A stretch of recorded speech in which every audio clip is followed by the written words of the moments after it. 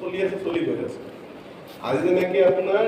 API যে লিখা থাকে আমেৰিকান পেট্ৰলিয়াম ইনষ্টিটিউট ঠিক আছে এইটো এটা যেনেকৈ আমাৰ ISI মাৰ্ক থাকে তেনেকৈ পেট্ৰলিয়াম প্ৰডাক্টৰ কাৰণে API থাকে এইটো গোটেই পৃথিৱীত য'তে যাওক আপুনি API টো দেখা পাব তাৰপিছত আপুনি যেনেকৈ এইটো CHCI আমি যে কৈ আছোঁ ঠিক আছে এতিয়া যেনেকৈ মানে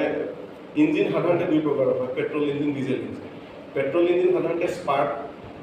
ইঞ্জিন হয় আৰু ডিজেল ইঞ্জিন সাধাৰণতে কম্বাসন ইঞ্জিন হয় তো স্পাৰ্কৰ S আৰু কম্বাসনৰ C ঠিক আছে তো যেতিয়া আপুনি API C দেখিব আপুনি গম পাই যাব এইটো ডিজেল গাড়ীৰ কাৰণে হয় যেতিয়া API S দেখা পাব এইটো পেট্ৰল গাড়ীৰ কাৰণে হয় যেনেকৈ এটা উদাহৰণ দিছোঁ আপোনাৰ এইটোত আপোনাৰ API S আছে না তো মানে এইটো চিধাই গম পাই যাব যে এইটো পেট্ৰল গাড়ীৰ কাৰণে য'ত নেকি যদি আপুনি এইটো চাই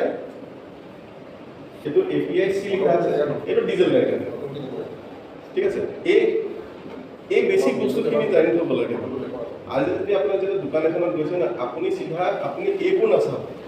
গাল কেষ্টল ভেলভলিন সেইবোৰ চোৱাতে আপুনি কি চাব লাগে API CHCI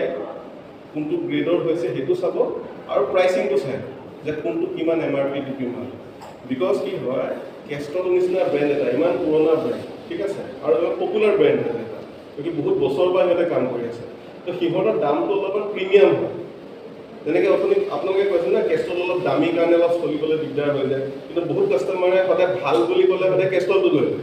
কিন্তু কেষ্টলৰ যোনটো CH কেটেগৰীৰ যোনটো দাম সেইটো আপুনি গাল্পত আপুনি CI পাই যায় বা CK পাই যায় তো আপোনালোকে সেই স্পেচিফিকেশ্যনটো চাই প্ৰাইচিংটো চাই পেলাই বস্তু কিনক না কি আপোনালোকে ব্ৰেণ্ডটো চাই